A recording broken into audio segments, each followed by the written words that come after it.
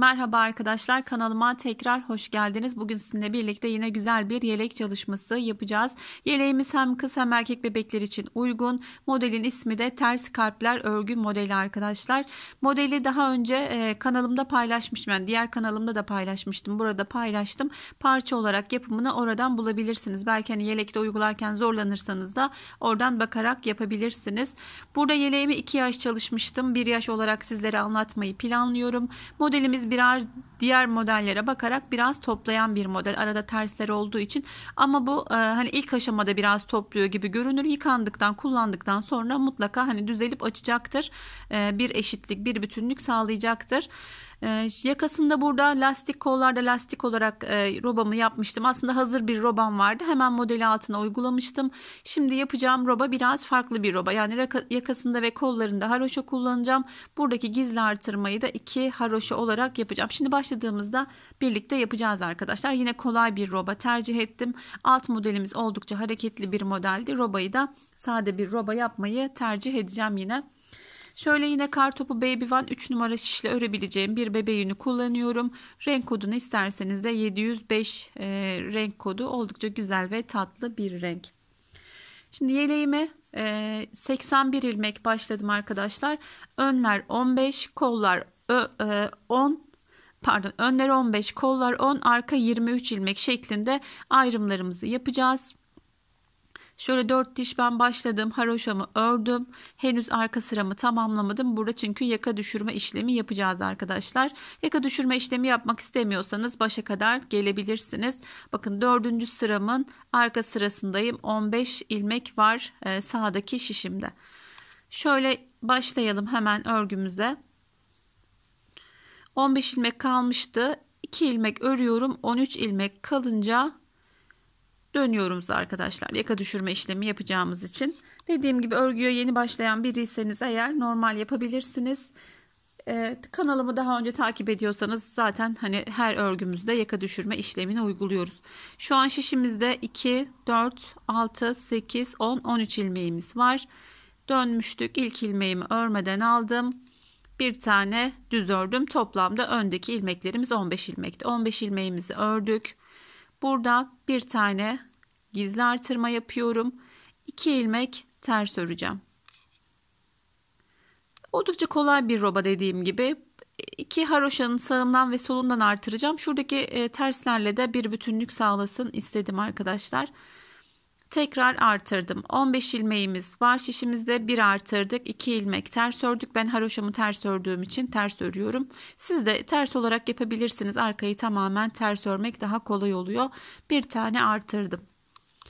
1, 2, 3, 4, 5, 6, 7, 8, 9, 10. 10 ilmek ördüm. Bir tane artırdım. 2 ilmeğimi ters örüyorum.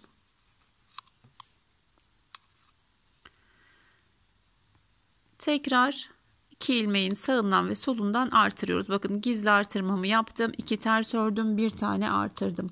23 ilmek örüyoruz. 2, 3, 4, 5, 6, 7, 8, 9, 10, 11, 12, 13, 14, 15, 16, 17, 18, 19, 20, 21, 22, 23. Burada tekrar gizli artırma yapıyorum. 2 ilmek ters örüyorum. Tekrar gizli artırmamı yapıyorum. Kolda 10 ilmeğimiz vardı. 1, 2, 3, 4, 5, 6, 7, 8, 9, 10. Bir tane gizli artırma yaptım. 2 ilmek ters örüyorum. Bir tane daha gizli artırma yaptım. 2 ilmek örüyorum. Sol şişimde 13 ilmeğim var. 2, 4, 6, 8, 10, 13. 2 ilmeğimi ördüm. Geri döndüm. Yine döndüğümüzde örmeden aldık ilk ilmeğimizi. Arkada tüm ilmeklerimi ters örüyorum. Arka sıramızı ters örelim. Burada dönüş yaptığımız yere kadar ters örelim ve devam edelim. Evet, arkada artırdığımız ilmekler dahil, bakın şunlar artırdığım ilmeklerim. Ters örerek geldik satır başına kadar. Şunlar bakın 2 ilmek örmüştük, dönmüştük. Yine buradan örgümüze 2 ilmek daha ilave ettik. Şu anda toplam 11 ilmeğimiz kaldı. Tekrar geri dönüyoruz. Şöyle biraz görüntümüzü de yaklaştıralım. Geri döndüm. İlk ilmeğimi örmeden aldım şişime. Artık sayma yapmamıza gerek yok arkadaşlar. Bakın zaten artırdığımız yerler belli oluyor. Artırdığım ilmeğimi ördüm. Bir tane artırdım. 2 ilmek ters ördüm. Yine bir tane artırıyorum. Örmeye devam ediyorum. Yerleri belli olduğu için bir önceki artırdığım yere kadar örüyorum öncelikle. Bakın şöyle görebilirsiniz. İlk yani birkaç sırada hemen çok net belli olmayabilir ama yine de bakın şu ördüğümüz ilmek, şu artırdığımız ilmek. Onları örüyoruz. Ördükten sonra bir tane gizli artırma yaptım. Aradaki ilmeklerim haroşaydı. Ben ters ördüğüm için ters örüyorum ve örgüye yeni başladıysanız haroşanızı ters örmeyi de tavsiye ederim arkadaşlar. Birçok örgüde kolaylık oluyor. Artırdım. Devam ediyorum. Ona sebebini söyleyeyim. Şimdi ön yüzde model çalışması yapıyoruz. Eğer haroşayı düz örüyorsanız arkada bu düzleri takip etmeniz gerekiyor. Yani 2 ilmeği de düz örmeniz gerekiyor. Ama ters örüyorsanız önden zaten modeli kurarak, yani görerek kuruyoruz. Arkadan tamamen ters ördüğümüzde bu gerçekten büyük kolaylık oluyor arkadaşlar. Hani daha önce eliniz alıştıysa bunu değiştirmek zor ama haroşayı gerçekten ters örmek her zaman büyük avantaj.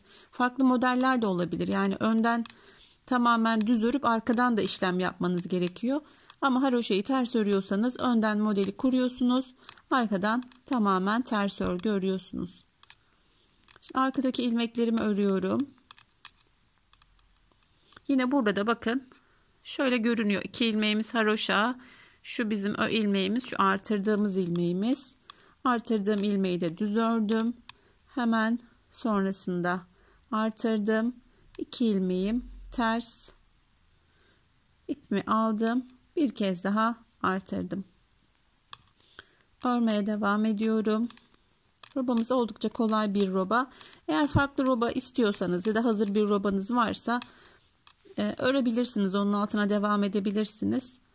Alt model sayılarını verdiğimde gerektiği kadar artırıp her modele uygulanabilir arkadaşlar, her robaya. Yine artırdığım yere geldim. Artırdım. 2 ilmeğimi haroşa ördüm, yani ters ördüm. Bir tane artırdım.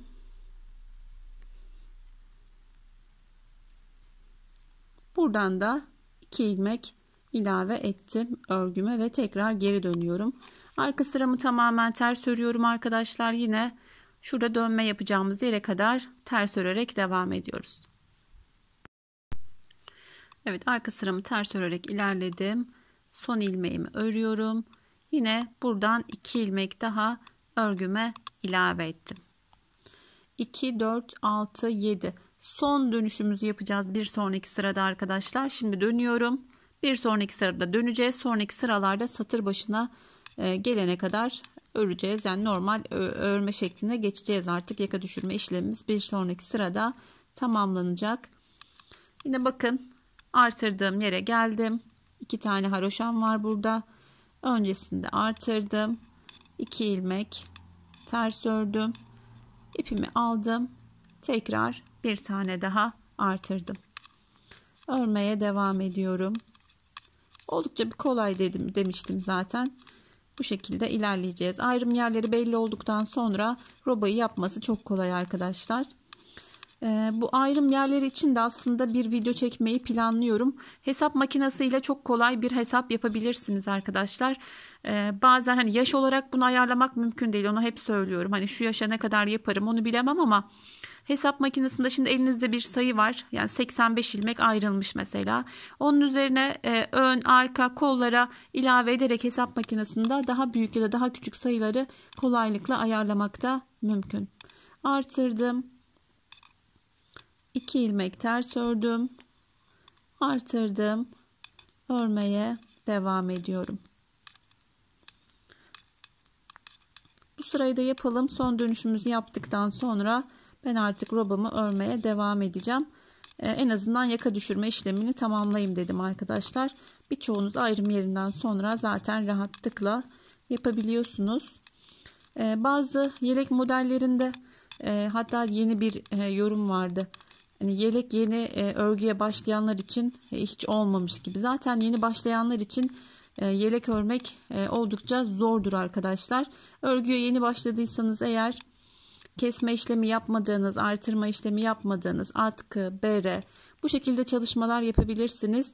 Yelek yapmak hani anlatımdan kaynaklı değil, tamamen sizin daha yelek yapma aşamasına gelmediğinizi gösterir. Hani anlatım ben ne kadar yapabilirim ki, ne kadar detaylı anlatabilirim ki daha.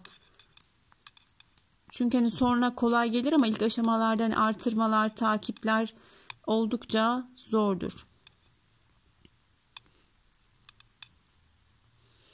Ben devam ettim konuşurken, zaten yapmıştık arkadaşlar. Şu son aşamayı da yapıp son dönme aşamasında ilerleteceğim robam bitene kadar. Burada da 2 ilmek ilave ettik arkadaşlar. Toplamda 2, 4, 6, 8, 9 ilmeğimiz kaldı. Geri dönüyorum ve yine satır başına kadar, yani döneceğimiz yere kadar örmeye devam ediyorum. Evet, şöyle son dönme işlemine kadar gelelim tekrar. Bir ilmeğimi örüyorum. 2 ilmek daha ilave ettim. Burada artık kenar pat ilmeğimiz kaldı arkadaşlar. Dönüyoruz. Aynı şekilde örmeye devam ediyoruz. Şöyle bir artırma yerine kadar geleyim öncelikle.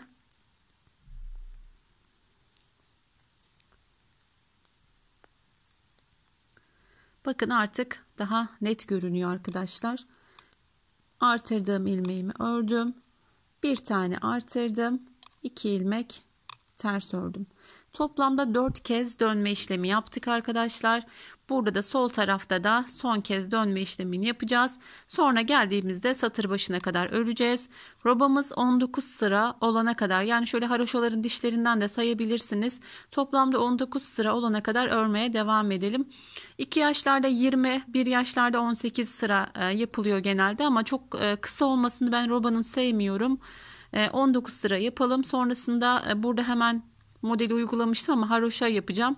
Daha düzgün, daha güzel olacağını düşünüyorum. O şekilde yapacağım burada. Haroşaya geçmeden birlikte devam ederiz arkadaşlar. Haroşada da çünkü gizli artırma yapmaya 2 sıra devam edeceğiz. Şimdi 19 sıra robamızı örelim ve devam edelim.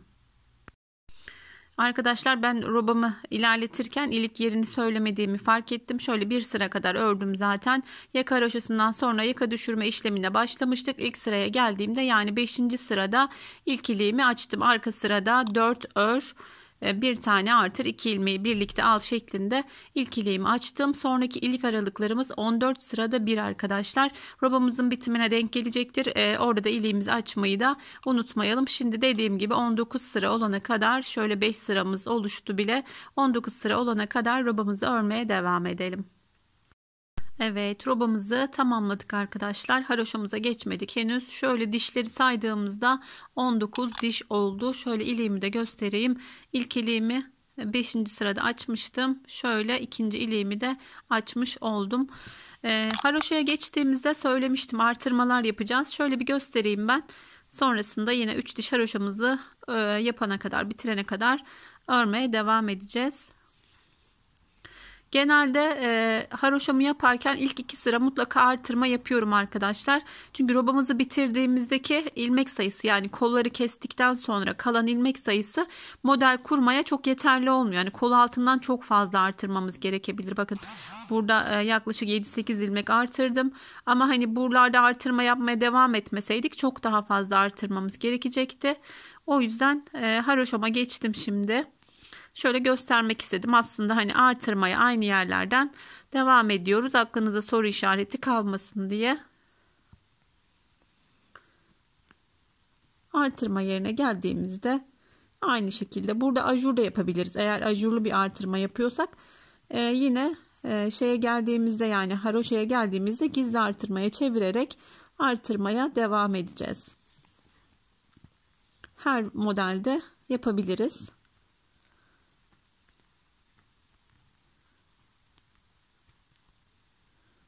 Tam artırdığımız yerde yapıyoruz ki haroşada da hani görüntü bozukluğu ya da hani artırma görüntüsü belli olmuyor arkadaşlar. Artırdım. Burada yine ördüm. Artırdım aynı yerden. Haroşamı örmeye devam ediyorum. Her artırma noktasına geldiğimde artıracağım. İlk artırmamı yaptım. Bir sonraki sırada yine artıracağım. Üçüncü dişimi yaparken artırma yapmayacağız arkadaşlar. Üçüncü dişi tamamlayacağız. Arkasında kol ve beden ayrımı yapacağız. Şimdi 3 diş haroşamızı örelim ve devam edelim. Evet arkadaşlar, robamız tamamlandı. Toplamda 19 sıra robamızı örmüştük. Yaka düşürme tekniği yapmıştık. 2 sırada artırmaya devam ettik. Son sıramızda artırma yapmadık ve robamız bu şekilde tamamlandı. Bu tarz robalarda beden bittikten sonra tekrar sayı sayıp, yani robamız bittikten sonra toplam sayıyı sayıp ayrım yapmıyoruz. Bu da yine çok sorulan sorulardan bir tanesi. Ayrım sayılarını vermediniz diye. Sayı olarak ayarlamıyoruz. Çünkü sayı olarak yakadan ayrımlarımızı yapıyoruz arkadaşlar. Bedende de o şekilde ayrımla devam ediyoruz. Yani 2 ilmek vardı beden arasında. Bunu birini kola, birini bedene verecek şekilde tam ortadan ayırıyoruz. Bu şekilde ayrım yaptığımızda bedende toplam 141 ilmeğimiz kalıyor. Kol kesimini yaptıktan sonra önlerde 37, arkada 67 ilmeğimiz var. Toplam 141 ilmeğimiz kalıyor kollarımızı kestikten sonra. Modelimizi kurmamız için 159 ilmeğe ihtiyacımız var. Bunun için 9'ar ilmek kol altından artırma yapacağız. 159 ilmekle tam sayılı olarak alt modelimizi kuracağız. Ben bir kolu birlikte yapacağız. Birlikte keselim ilk kolumuzu. Sonrasında diğer kolu da aynı şekilde keseceğiz. Normalde hani mutlaka kesiyorsunuzdur. Daha önce yapmışsınızdır ama ben hep yaptığım şekilde bir kolu kesiyorum. Öncelikle şöyle ilk ayrım yerine kadar örelim arkadaşlar. Arka sıramızı haroşa olarak şuradan ayarlayabilirsiniz. Bakın tam ortasından olacak şekilde. Ben yine oraya geldiğimde göstereceğim. Tam 2 ilmeğin arasına kadar öncelikle haroşamızı örerek gelelim. Evet, şöyle arka sıramı tamamlayarak geldim. Bakın buradaki ilmeğimiz, şu 2 ilmeğimizi de öreceğiz. Bakın şu artırdığımız ilmek, şu 2 ilmeğin bir tanesi. Yine öne döndüğümüzde kontrolünü yaparız. Şöyle görebilirsiniz. Bakın şu aradaki boşluk tam olarak denk geliyor. Şimdi geri dönüp kesme işlemini yapacağız arkadaşlar. Şöyle önden de kontrolünü yapabiliriz. Bakın 2 ilmeğin bir ilmeği burada kaldı. Bir ilmeğini kola verdim. Burada normal bir kesim yapacağız. Yine burada tam ilmeğin ortasına gelecek şekilde şey olarak da sayabilirsiniz. 37 ilmek kalana kadar önde kesmeye devam edeceğiz. 2 ilmek kesiyorum. Takarak, yani klasik bir kesme yöntemi yapıyorum. Sizler yine farklı şekillerde kesebilirsiniz. Tırtıklı kesme işlemi yapabilirsiniz ya da farklı şekillerde kesme işleminizi yapabilirsiniz. Önemli olan kol kesimlerinde özellikle çok gergin olmamasına özen gösterelim arkadaşlar. Kolda kasma yapmasın. Çok bol aldığımızda ilmekler kötü görünebilir ama özellikle rahat bir kesim yapmaya özen gösterelim. Şu şekilde esnek bir kesim olsun. Şimdi 37 ilmek kalana kadar kolumuzda önde 37 ilmek kalana kadar kolumuzu kesmeye devam ediyoruz. Evet, bakın kesmem gereken 3 ilmeğim var. Şişimdeki ilmeğimle birlikte şöyle işaretleyicimi taktım. 1 2 Şişteki ilmeğimi de kesmem gerekiyor. Takıyorum. Onu da kestim. Burada 37 ilmeğimiz kaldı. Şimdi kol için 9 ilmek artırmamız gerekiyor. Yani kol altında.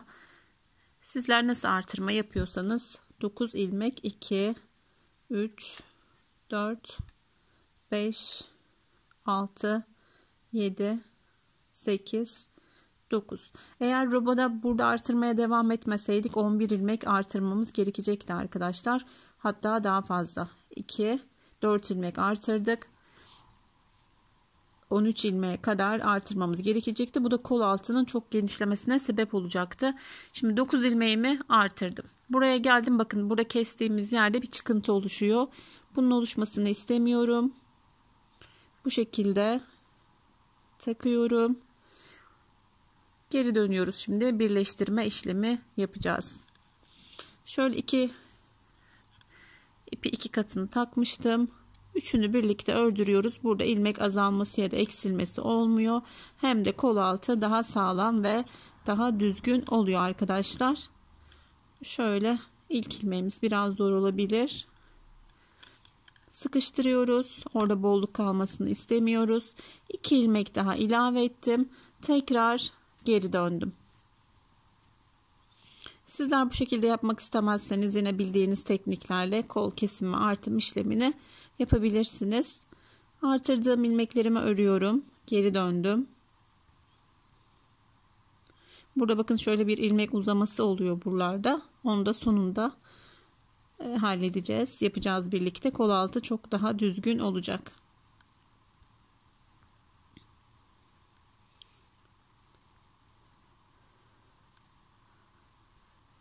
Artırdığım ilmeklerimi örüyorum.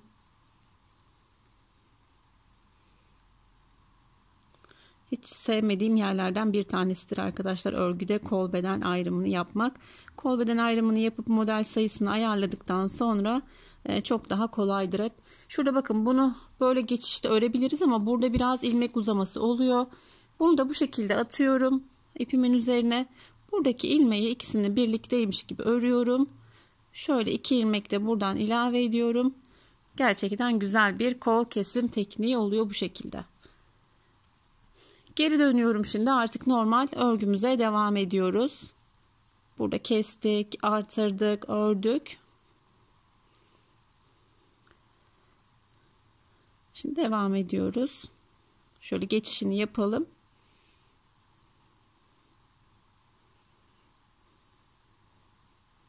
İlk izleyenlere karışık gelebiliyor ama bu teknik tamamen benim geliştirdiğim bir teknik.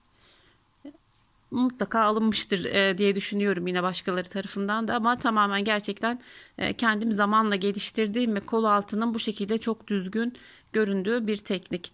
Kesimimizi tamamladık. Şimdi geliyoruz. Diğer kolu keseceğiz. Aynı şekilde burada olduğu gibi arkayı öreceğiz. Kolu öreceğiz. Buraya geleceğiz. 37 ilmek kalana kadar öreceğiz.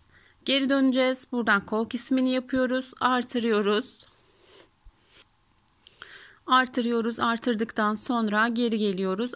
Birleştiriyoruz. Aynı şekilde diğer kolumuz gibi buradaki kol ve kol kesme artırma işleminde yapıyoruz arkadaşlar. Sonrasında model ile devam edeceğiz. Buradaki kesmeyi yapalım ve devam edelim.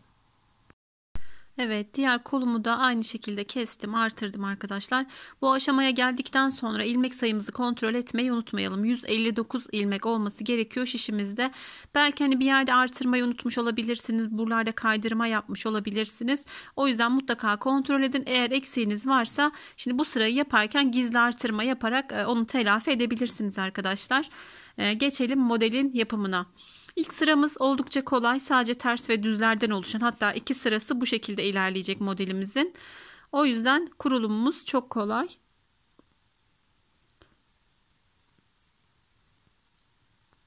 İki, 4, 6, 7.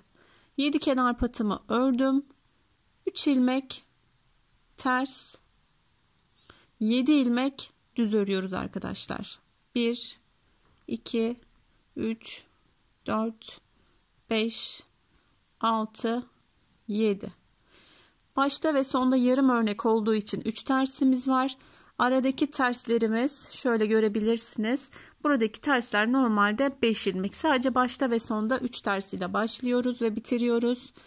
Arada 1, 2, 3, 4, 5. 7 ilmek düz. 2, 3, 4, 5, 6, 7. 7 kenar patımı ördüm. 3 ters, 7 düz, 5 ters, 7 düz. Şimdi 5 ters, 7 düz şeklinde sıra sonuna kadar gidiyoruz. 2 ters, 3, 4, 5. 1, 2, 3, 4, 5, 6, 7. 7 düzüm var. 1, 2, 3, 4, 5. Bu şekilde biraz örmeye devam edelim arkadaşlar. Evet, şöyle biraz daha örgümü ilerlettim. Örmeye devam ettim. 1, 2, 3, 4, 5, 6, 7. 1, 2, 3, 4, 5. Sadece düz ve ters yaptığımız için hızlıca ilerliyoruz arkadaşlar. Toplamda modelimiz 5 sıradan oluşacak. 3 sıra ajurlu sıramız, 2 sırada bu şekilde gidecek. 5 sırada modelimizi tamamlayacağız. 2, 3, 4, 5, 6, 7. 1, 2, 3, 4, 5. 1, 2, 3, 4, 5, 6 ve 7. 5 ilmek ters. 2, 3, 4, 5. 1, 2, 3, 4, 5, 6, 7. 5 ilmeğimizi örüyoruz. Ters olarak 3, 4, 5. Artık son ilmeklerimiz 1, 2, 3, 4, 5, 6, 7. Bakın son 3 ilmeğimiz de ters başta ve sonda. Bu şekilde sayılarımızı ayarladığımızda çok rahat bir şekilde model kurulumu yapıyoruz arkadaşlar. Kenar patımız haroşa örgü. Bu modelde çok modele bakarak arkası da örnekli arkadaşlar. Genelde arka sıramız tamamen ters olur. Bu örgümüzde şöyle görebiliriz. Hatta arkada oldukça güzel bir desen çıkıyor. Tersler ve düzler olacak arka sıramızda. Arkaya geldik. 7 kenar patımı, 7 ilmeğimi haroşa olarak öreceğim öncelikle.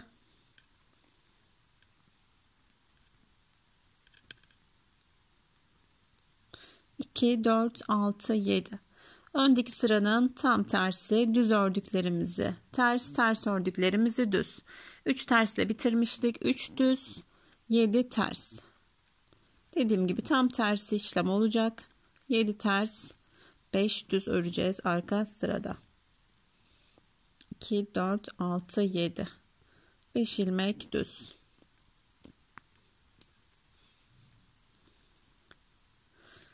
Arka sıramızda oldukça kolay. İlmeklerimizi gördüğümüz gibi örelim. Tersi ters, düzü düz. İkinci sıramızda devam edelim.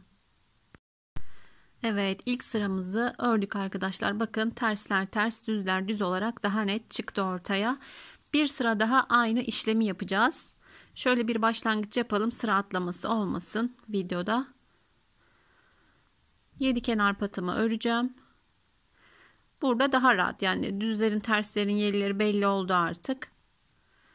Böyle gördüğümüz gibi bakın 3 tersim var kenar patından sonra. Buradaki 7 ilmeğim düz.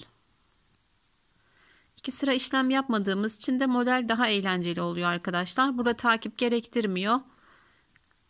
Böyle gördüğümüz gibi ilmeklerimizi ön ve arka sırada örüyoruz. Yine 5 ters 7 düz şeklinde. Evet, bu sıramızı da tamamlayalım. Arka sıramızı da yine arkada daha net ilmekler. Arkada da bakın ön yüzde olduğu gibi bir sıra daha bu şekilde örelim ve 3. sırasıyla modelimizin devam edelim.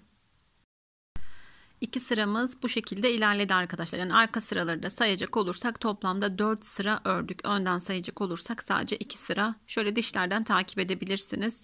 Ters ve düz olarak şöyle kesme şekere benzeyen bir model çıktı ortaya. Şöyle bakıldığında burası hiç görünmüyor arkadaşlar. Şimdi yaptığımızda modelimiz şekil alacak. Hatta şöyle yapacağımız yöne çevirelim örgümüzü. Şöyle takibini daha rahat yapabiliriz. Gerçekten şimdi şekil almaya başladığında şu görüntü kayboluyor. Şöyle bakıldığında hani farklı bir görüntüymüş gibi de gelebilir gözünüze. Şöyle alalım modelimizi. 7 kenar patıyla yine örgümüze başlıyoruz. 7 haroşamızı örüyoruz. Sonrasında modelin aşamalarına geçiyoruz. 3. sırasıyla da devam ediyoruz. 7 kenar patımı ördüm. 1 ilmek düz örüyorum. 1 tane artırıyorum. 2 ilmek ters örüyorum. 7 kenar patımı ördüm. 1 düz, 1 artır, 2 ilmek ters. Düzlerimiz vardı. İlk düzümü çevirdim. Sola doğru bir kesim yapıyorum. 3 ilmek düz örüyorum. Buradaki kesimimizi de bu şekilde sağa doğru yapıyoruz. Düzümüzü kestik başından ve sonundan. 2 ilmek ters örüyoruz. Şöyle göstereyim artırmamı. Ya da ipiniz buradaysa bir düz ördüğünüzde bakın zaten artırmış oluyorsunuz. Artırıyoruz. 1 ilmek düz örüyoruz. Sonrasında yine artırdım. 2 ilmek ters. Düzümüze geldiğimizde ilk ilmeğimizi çevirerek takıyoruz. Kesiyoruz. 3 ilmek düz örüyoruz. Buradaki kesimimiz bu şekilde sağa doğru. Tekrar tersteki işlemi yapıyoruz. 2 ilmek ters örüyoruz. 1 tane artırıyoruz. 1 ilmek düz örüyoruz. 1 tane artırdım. 2 ilmek ters. Oldukça kolay ilerliyor bakın. Yine geldik düz örgümüze. Düz ilmeklerimize ilmeğimi çevirdim. Kestim. 1 2 3 ilmek ördüm. Sağa doğru kestim. 2 tersim var. 2 tersimi ördüm. 1 tane artırdım. 1 ilmek düz ördüm. Tekrar artırdım. 2 ilmek ters. Şöyle biraz daha yaklaştırayım görüntümü. Devam edelim. Elimde kadrajdan çıkmasın. Modelin parça anlatımında dediğim gibi yapmıştım. Oradan da faydalanabilirsiniz arkadaşlar. Kestim. 3 ilmek ördüm. Sağa doğru kestim. 2 ilmek ters. 1 tane artır. 1 tane düz ördüm. Bakın 2 ters, 1 artır. 1 düz artırdım. 2 ilmek ters. İlmeğimi çeviriyorum. 1 2 3 ilmek örüyorum. Sağa doğru kesiyorum. Bu şekilde ilerlemeye devam edelim arkadaşlar. Ben şöyle yine özetleyeyim. İlmeğimizi çevirip kesiyoruz. 3 ilmek düz örüyoruz. İlmeğimizi sağa doğru kesiyoruz. 2 ters, 1 tane artırıyoruz. 1 düz, 1 tane artırıyoruz. 2 ters. Bu şekilde şöyle yaklaşık şuralara gelene kadar, yani önümüzü tamamlayana kadar örmeye devam edelim. Evet, aynı şekilde örmeye devam ettim arkadaşlar. Birkaç kez özetlemiştim zaten. 2 tersimi ördüm. İlmeğimi çevirdim, kestim. 3 ilmek düz ördüm. Yine sağa doğru kestim. Burada yine yarım örneğimiz var. 2 ters ördüm. 1 artırdım. 1 tane düz ördüm ve sıramı tamamladım. Başta ve sonda aynı işlemi yapıyoruz arkadaşlar. Düz ile başlamıştık. Burada düz ile bitirdik son olarak. Arkada yine ilmeklerimizi tersi ters, düzü düz öreceğiz. Şöyle bir başlangıç yapalım yine. 7 kenar patımı örerek başlıyorum.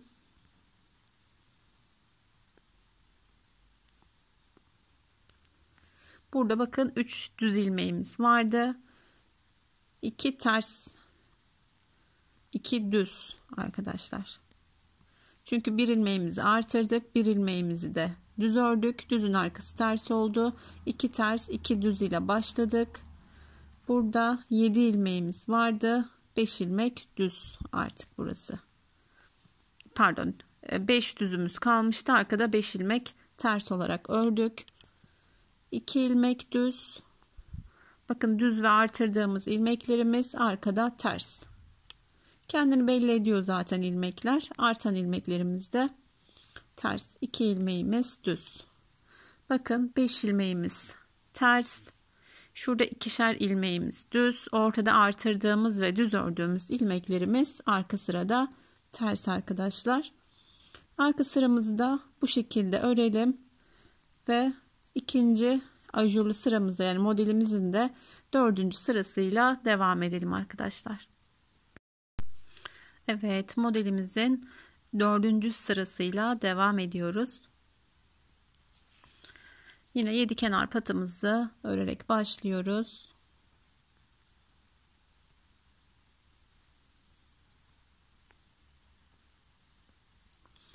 Evet, bir düz bir artır yapmıştık bir önceki sırada. Şimdiki sırada bir düz artırdığımız ilmeği de düz, yani 2 düz, bir tane artır, 2 ters. Buradaki 2 ters hiç değişmiyor arkadaşlar, sabit kalıyor. Buradan artırmaya, düzlerden de kesmeye devam ediyoruz. Yine ilk düzümüzü çevirerek kestik. Bir düz ördük. İkinci kesimimiz sağa doğru. Bakın toplamda 3 ilmek kaldı. 2 ilmek ters örüyoruz. Artırıyoruz. 3 ilmek düz örüyoruz. Artırıyoruz. 2 ilmek ters. Model az çok kendini belli ediyor arkadaşlar. Çevirdim. Kestim. Bir düz ördüm. Sağa doğru kestim.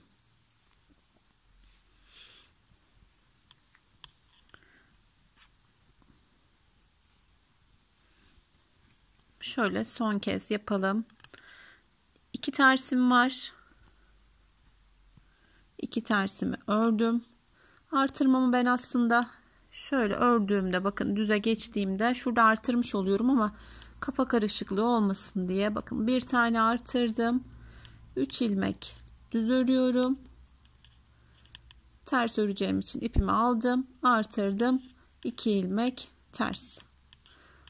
Bir önceki sıranın benzeri bir sıra. Düzlerimiz eksiliyor.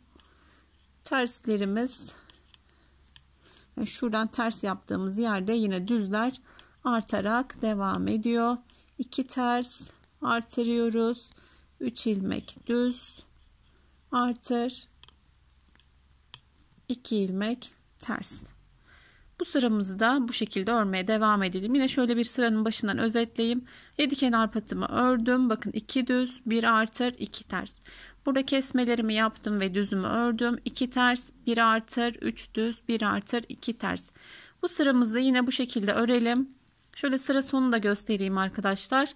Aynı başta olduğu gibi keseceğiz. 2 ters, bir tane artıracağız. 2 düzle sıramızı bitireceğiz. Sonrasında arka sıramızla devam edeceğiz. Evet, sıra sonunda yine göstermek istedim. Arka sırayı da birlikte birkaç ilmek öreceğiz. 2 tersimi ördüm. Bakın artırdım. Burada da 2 düz ile sıramı bitirdim. Arkada aslında ajura geçtikten sonraki sıralarda hani ters ve düz yine kendini belli ediyor. Tersi ters, düzü düz öreceğiz arka sırada. Hemen şöyle bir geçişimizi yapalım. Sonrasında modelin son sırasıyla devam edeceğiz. Yeni sıraya da bir başlangıç yapacağım arkadaşlar. Ondan sonrasında videomu sonlandıracağım. Çünkü model aynı devam edecek. Yani videoyu başa alarak rahatlıkla yapabilirsiniz. 7 kenar patımı ördüm. Bakın 3 ilmeğim ters. Artırdığımız ilmekler arka sırada hep ters örülüyor arkadaşlar. 2 ilmeğim düz. 3 ilmeğim kaldı ters olarak. Çünkü önden düz ilmeklerimizi kesiyoruz. 3 ilmek kaldı. 2 düz. Burada artan ilmeklerimiz arkada ters örülüyor. Bazen hani soru işareti kalabiliyor aklımızda, ters mi düz mü diye. Şöyle yine bir başlangıç yaparak arkadaki ters ve düzleri gösterdim. Şu düzler zaten öndeki olduğu gibi arkada tamamen hep düz ilerliyor. Artırdığımız ilmekler ters. Burada düz ilmeğimiz vardı önde, bakın hemen arkası eksilerek ters olarak devam ediyor. Arka sıramızı tamamlayalım, yine son sıramızda devam edelim. Evet, bakın modelimiz artık ortaya çıktı neredeyse. Son sıramızla devam edelim. Bu sıramızda diğer sıralara benzer bir sıra arkadaşlar zaten. Patımı örerek başladım. 1 2 3 ilmek düz ördüm. Artırdım. 2 ilmek ters. Burada artık 3 ilmeğimiz kaldı. Tam ortadaki ilmekle kesim yapacağız arkadaşlar. Sağa doğru kesiyormuş gibi şişime alıyorum ilmeklerimi. Ters çevirip bakın ortadaki ilmek başa gelecek şekilde takıyorum. Ve üçünü birlikte örüyorum. Tam ortadaki ilmekle kesmiş olduk. Şöyle şurada görebilirsiniz. Bakın düz ilmek, ortadaki ilmek bir şerit halinde gidiyor bu şekilde kestiğimizde. Tekrar edeceğiz zaten. Birkaç kez daha göstereceğim. 2 ilmeğimi ters ördüm.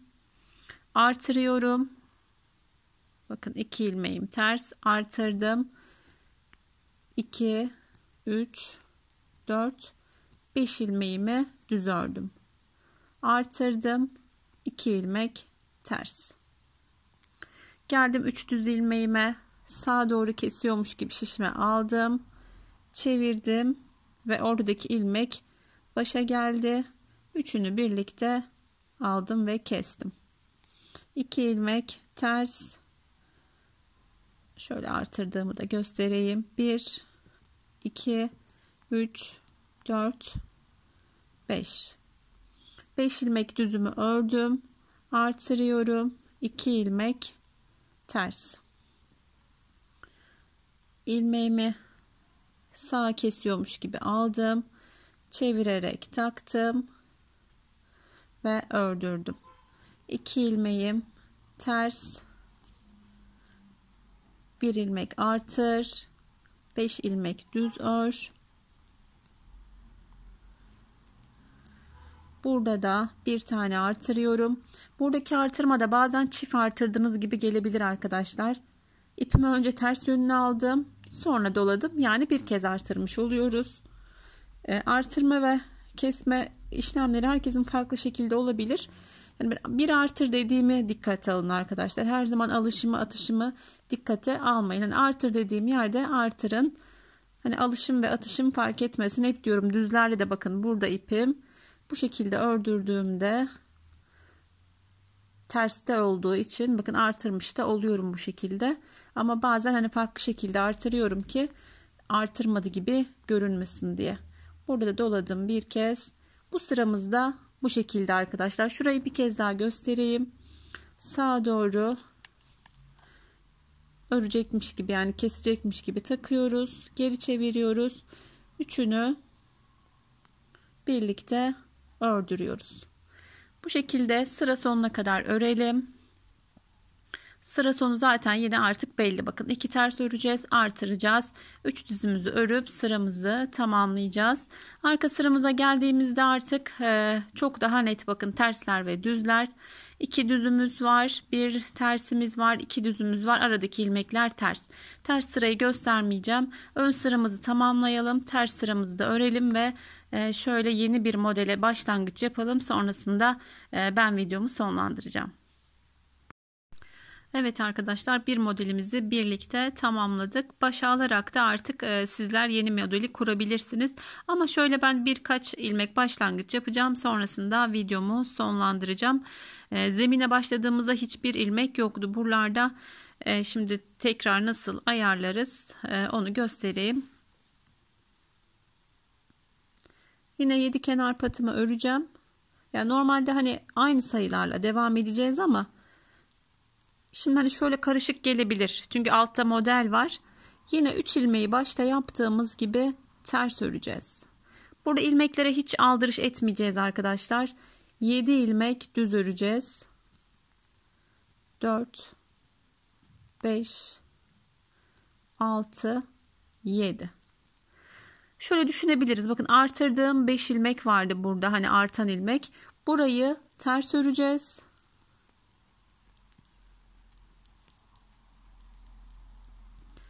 Diğer ilmeklerimiz, hatta 1, 2, 3, 4. ilmek her zaman bizim kestiğimiz ilmeğimiz olacak. Hani kontrol etmek de isterseniz kaydırmamak adına bakın 1, 2, 3, 4. ilmeğimiz ortadaki ilmek olacak her zaman.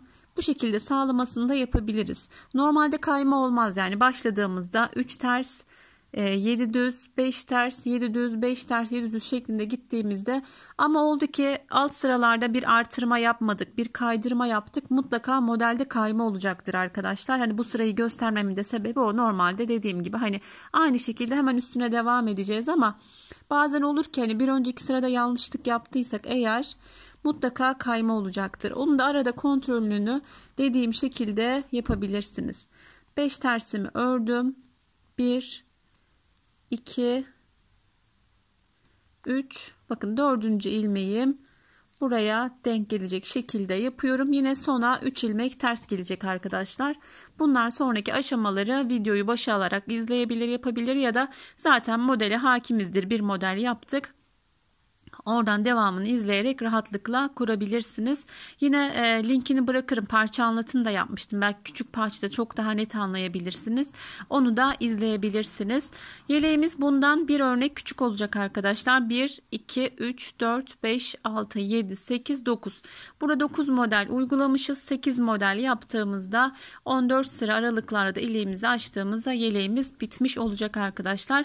Bunun bitmişini de ilerleyen zamanlarda Instagram sayfamda bulabilirsiniz.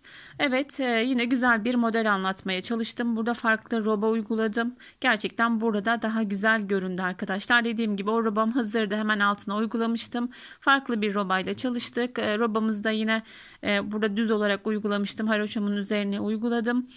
Güzel bir modeli sizlerle paylaşmaya çalıştım. Yapmak isteyen, bekleyen çok arkadaş vardı. Umarım sizler de severek yaparsınız. Evet arkadaşlar, anlatacaklarım bu kadar. Takıldığınız, anlamadığınız yer olursa yorum bırakın. En kısa sürede yardımcı olmaya çalışırım. Yeni bir modelde, yeni bir videoda görüşmek üzere diyorum. Allah'a emanet olun. Hoşça kalın.